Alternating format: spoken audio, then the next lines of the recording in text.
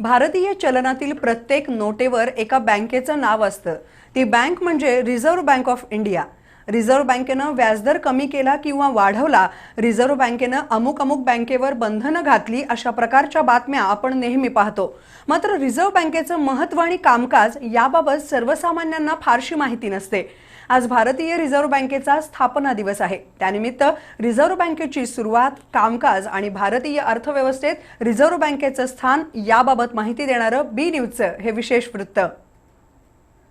देशभरातील सर्व बँकांच्या कामकाजाचं नियंत्रण करणारी बँक अशी रिझर्व्ह बँकेची ओळख आहे।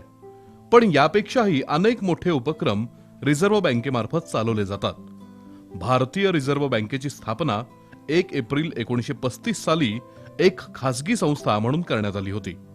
रिझर्व्ह बँकेच्या स्थापनेत डॉक्टर बाबासाहेब आंबेडकर यांनी महत्त्वपूर्ण योगदान दिलं होतं। रिझर्व्ह बँकेचा आराखडा, कामकाजाची पद्धत आणि आर्थिक दृष्टिकोन डॉक्टर बाबासाहेब आंबेडकर यांच्या the problem of rupee, its origin and it's solution या पुस्तकातून घेण्यात आलाय। 1949 सालापर्यंत या केंद्रीय बँकेचं राष्ट्रीयीकरण झालं नव्हतं।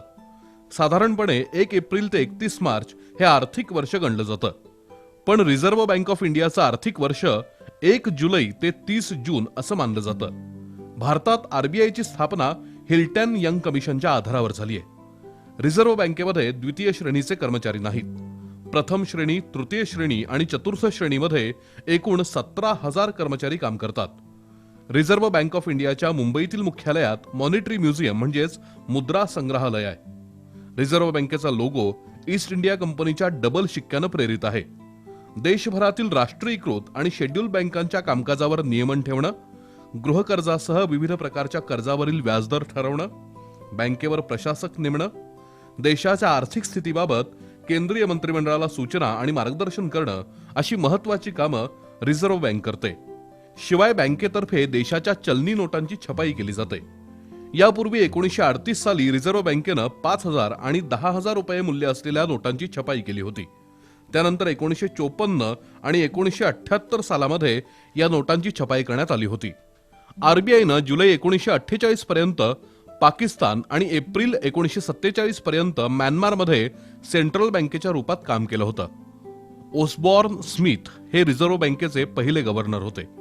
त्यांनी 1 एप्रिल 1935 रोजी आपला कार्यभार स्वीकारला आणि 30 जून 1937 पर्यंत ते आपल्या पदावर होते। पण त्या काळातल्या एकाही नोटेवर त्यांची स्वाक्षरी नाही। त्यानंतर जेम्स ब्रेड टेलर हे 1937 ते 1943 या काळात गव्हर्नर होते। त्यानंतर चिंतामण द्वारकानाथ देशमुख हे पहिले भारतीय गव्हर्नर। 11 ऑगस्ट 1943 रोजी ते या पदावर विराजमान झाले। 1950 ते 1956 या काळात त्यांनी भारताचे पहिले वित्तमंत्री म्हणूनही काम केलं होतं।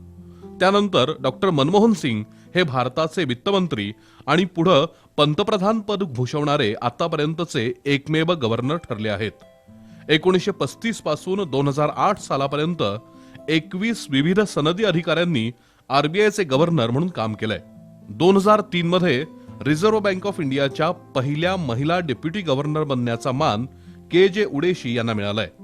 एकूणच देशाच्या नोटा छापण्याबरोबरच सर्व राष्ट्रीयकृत बँकांची शिखर संस्था आणि देशाच्या अर्थव्यवस्थेचा कणा म्हणून भारतीय रिझर्व्ह बँकेचं महत्त्व अनन्यसाधारण आहे।